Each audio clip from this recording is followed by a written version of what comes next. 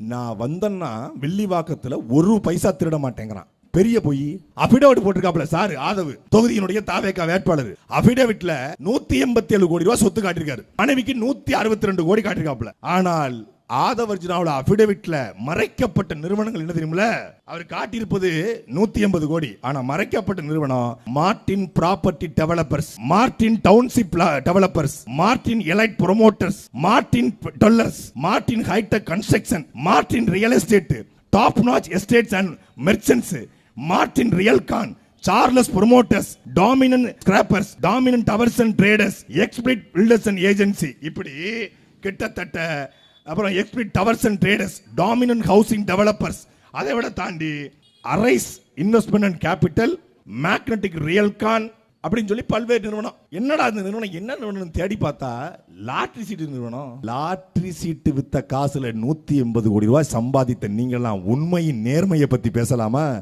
நீங்கெல்லாம் தீய சக்தி தூய சக்தின்னு பேசலாமா? அதைத்தான் எங்க அண்ணன் சொன்னாங்க.